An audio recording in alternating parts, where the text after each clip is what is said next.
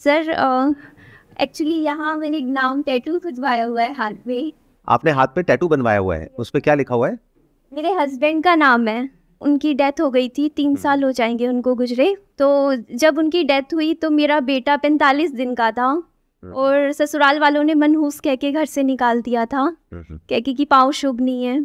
तो वो एक पॉइंट था जब न मेरे पास पैसे भी नहीं थे, 1 रुपया भी नहीं था, ना कहीं से कोई सपोर्ट भी नहीं था। और एक रात ऐसी थी जब मैं मेड की नौकरी देख रही थी खुद के लिए कि शायद बच्चे को साथ रख के यही नौकरी कर पाऊँ। वैसे मैंने बीटेक किया हुआ है, तो 2 साल मैंने काम किया, मेहनत करी और आज मेरे पास खुद के 2 फ्लैट्स हैं जो मैंने खुद अपने दम पर अपने पैसों से ख़रीदे हैं। लेकिन वो जो डर है वो अभी भी नहीं निकलता दिमाग से। वो जो एक डर है कि जब वो जो रात थी जो मैंने वो निकाली थी, जब मेरे पास रहने का ठिकाना नहीं था, पैसे नहीं थे, एक छोटा सा बच्चा था, जब सबने हाथ खड़े कर दिए थे कि जाओ, तो वो जो डर है ना मुझे रात को सोने नहीं देता। मतलब मेरा बेटा है, कल को अभी वो बीमार चल रहा है थोड़ा, तो अगर मैं ना कर पाई तो, क्योंकि अगर कभी फाइनेंशियल बैक पे थोड़ा सा डर लगता है कि क्योंकि कहीं सपोर्ट नहीं है, कहीं कल को कोई एकदम से बीमारी आ गई, मुझे अकेले सब कुछ हैंडल करना है। उस डर की वजह से मैंने 2 घर खरीद लिए 2 साल में। सिर्फ ये डर था मेरे मन में कि मुझे घर से बोल दिया था कि जाओ, यहाँ नहीं रहना। तो वो जो डर अंदर से है ना वो अभी भी नहीं जाता। मन में दिमाग में बार बार ना ऐसे होता है कि नहीं इस साल एक और घर खरीदना है, इस साल एक और प्लॉट लेना है, नहीं कुछ करना है। तो वो चीज़ मुझे शांत बैठने नहीं देती है और मन में ही रहता है कि 24 घंटे को ना 48 घंटे बनाना है, मतलब कुछ करना है। आपका ये जो डर है ना, इसको ब्रेक डाउन करते हैं। Yes sir. क्या ये डर आपका इमेजिनरी है या रियलिटी पे बेस्ड है? रियलिटी पर बेस है। रियलिटी क्या है? जो मेरी करंट सिचुएशन रही है, जो मैंने चीज़ें पास्ट एक्सपीरियंस। नहीं, वो तो पास्ट में थी, बट Yes, आज sir. तो आप कह रहे हैं कि आपकी सिचुएशन अच्छी है, तभी आपने 2 घर खरीदे ना। Yes sir. आप अभी भी अकेले ही अपने बच्चे का टेक केयर कर रहे हैं? Yes sir. You are independently handling everything? Yes sir. तो देखो, डर 2 तरीके का होता है, एक होता है इमेजिनरी, एक होता है रियलिटी पे बेस्ड। तो आपका डर एक स्टैंड पॉइंट से इमेजिनरी है, यानी कि पास्ट में ऐसा हुआ, अब दोबारा से ऐसा हो गया तो क्या होगा। तो अब दोबारा से ऐसा नहीं हो सकता प्रैक्टिकली, क्योंकि ये जो आपके 2 घर हैं वो आपके अपने नाम पे हैं। तो आपके नाम पे जो घर है उससे आपको कोई बाहर नहीं निकाल सकता, दैट इज वन। अब आपके अंदर ये डर आ रहा है कि अगर कल को मेरे बेटे को कोई हेल्थ से रिलेटेड इशू हो गया, जो आप कह रहे हैं कि अभी थोड़ा बहुत हेल्थ में प्रॉब्लम चल भी रही है, तो आपको क्या करना है कि अपने बेटे की और अपनी जितनी जल्दी हो सके उतनी जल्दी हेल्थ इंश्योरेंस करानी है। क्योंकि अब आप वेल सेटल्ड हैं, तो तीसरे घर के बारे में मत सोचिए, क्योंकि इसका कोई एंड नहीं है। आप कहोगे अब मैं 3 घर ले लूं, 4 घर ले लूं, 5 घर ले लूं, प्लस आपके अंदर से आ रहा है कि अब मुझे कुछ करना है, अपने दम पर कुछ बड़ा क्रिएट करना है, पूरी दुनिया को दिखाना है। कहीं ना कहीं बैक ऑफ द माइंड ये चल रहा है कि जिन लोगों ने मेरे साथ में ऐसा कुछ किया, मैं उनको दिखाती हूं कि मैं क्या हूं, राइट। तो अगर मैं आपकी जगह होऊंगा, मैं क्या करूंगा, सबसे पहले तो अपनी और अपने बेटे की हेल्थ इंश्योरेंस कराऊंगा, अच्छे अमाउंट की, छोटे मोटे अमाउंट की नहीं, ताकि ये डर जड़ से खत्म हो जाए।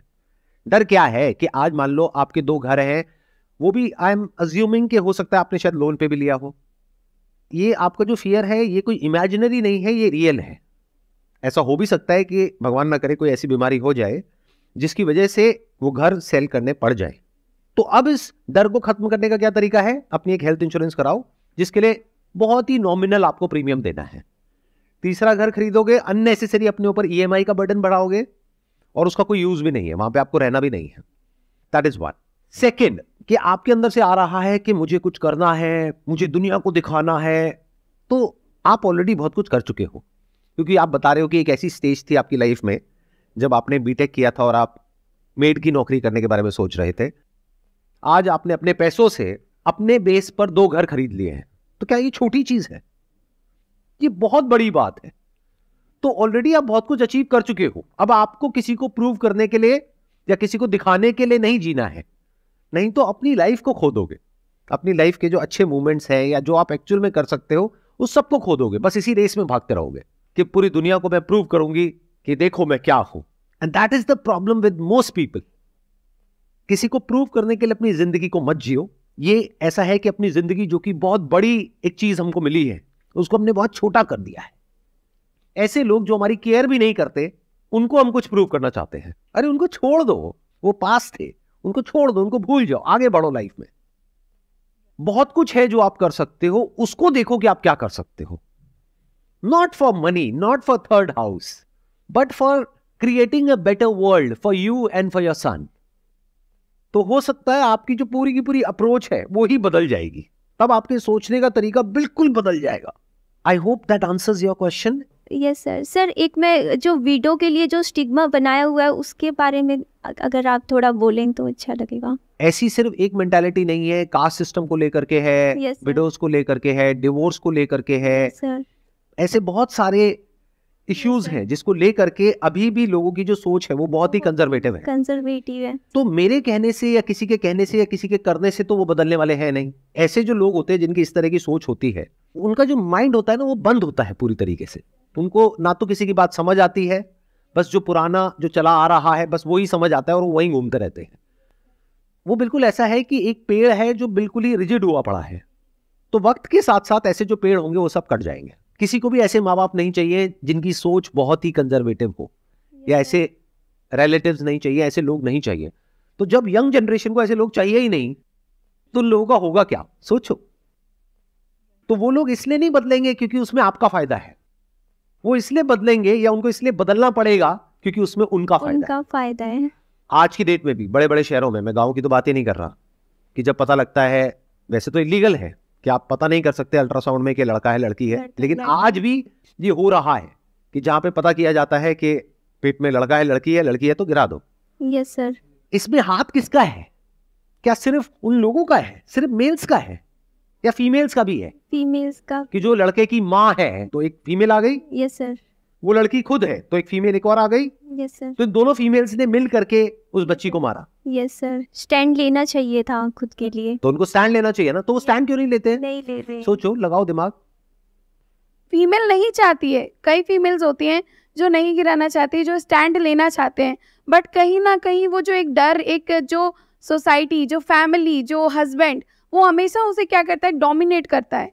तुम नहीं करोगी तो मैं ये कर दूंगा, तुम ये नहीं करोगी तो मैं ये कर दूंगा। फीमेल्स को, मुझे आज भी, मैं यही क्वेश्चन अभी पुट ऑन करने वाली थी कि फीमेल्स को आज भी कहीं ना कहीं इतना डोमिनेट कर दिया जाता है कि तुम कुछ नहीं हो। सर्कमस्टेंसेस ऐसी बना दी जाती है उसके सामने, तब उसे ये करना पड़ता है। This is not a valid point. ये बिल्कुल ऐसा है कि मैं अगर आपके लिए एक ऐसे सर्कमस्टेंसेस बना दूं कि आपको मर्डर करना पड़ेगा, अगर आप नहीं करोगे तो आपको इस घर से निकाल देंगे, कर दोगे मर्डर?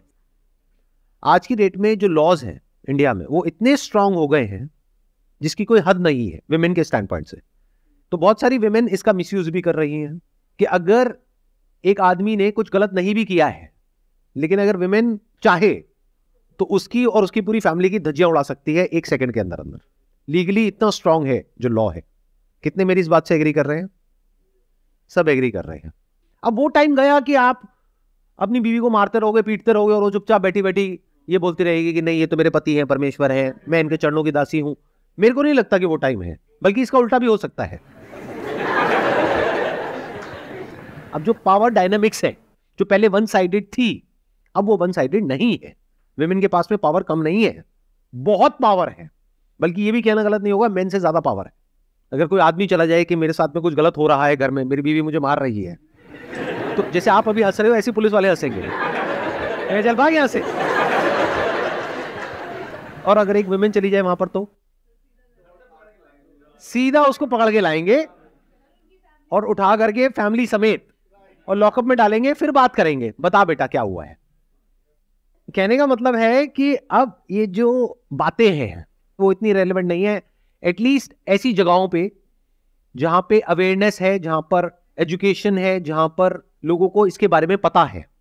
सर मैंने ना एक चीज़ देखी, अभी इन्होंने बोला ना कि मतलब मेल्स ही मतलब इस बारे में बोला करते हैं कि इस बच्चे को गिरा दो, इस तरीके की बातें मतलब मेल्स ही बोलते हैं। बट मेरा एक्सपीरियंस ये कहता है कि ज़्यादातर वुमेन्स ही वुमेन्स के लिए ये चीज़ें बोलती हैं, तो फीमेल ही फीमेल को परेशान करती है। मेल्स का ऐसा नहीं, मतलब ससुर नहीं करते, सास ही परेशान करते। रियलिटी है।